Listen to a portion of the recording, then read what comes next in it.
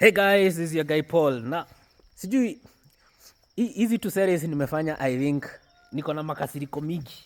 Makasiriko. But I'm giving you facts. Sikupei facts ununue plot zangu. I sell plots, by the way, for your information. I sell plots, but sikupei. But this is what I want to tell you. If you want to buy a plot yako ya kujenga, tafadhali kuna vitu unafaa kuavoid. Haya, try to avoid buying overpriced and expensive plots. You're wasting your money. Tafadhali. Najua utaniambia Paul, but nanunua karibu. Let me ask you. Someone who stays in Kamakis. Kamakis probably a plot.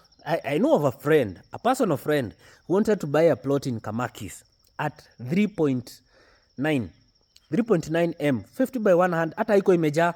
Do you know, na ni msichana alinipeleka nikamwambia, hii shamba wachana nayo, usinunue. Shamba hata tunapima haijajaa 50 by 100.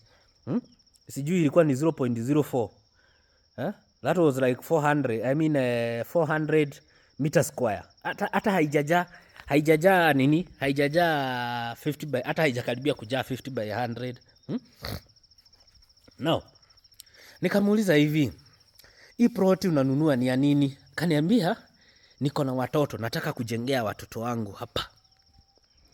Nikamuuliza, surely, why not go to a place like, hata kama nina huko Joska, if you really need to stay those directions, ama kama nina huko Juja Farm, ama kama ni Kitengela, ama kama ni Ruiru huko Mwalimu Farm, get an affordable land.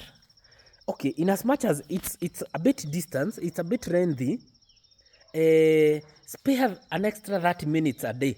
Wake up 30 minutes earlier than others, but you'll have space. Kuja Kitengela. Kitengela mashamba ni kubwa.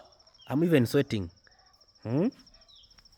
Kitengela mashamba ni kubwa sana. Kuja Kitengela, nunua shamba. Like kama sahi hapa Kitengela Milimani. Kitengela Milimani nauza ploti. 50 by 100, 1.2. Hata ukikuja cash naweza kupea hata na 1.1. Sasa nikuulize, uko already na half an acre. Half an acre. Ni nini ingine unataka? Ni nini ingine unataka? From Kitengela to town, how long will that take you using Nairobi Expressway? 30-40 minutes. Haya, mtu mwenye anatoka Kamakis anaenda town, itamchukua how long? Itamchukua almost 2 hours plus.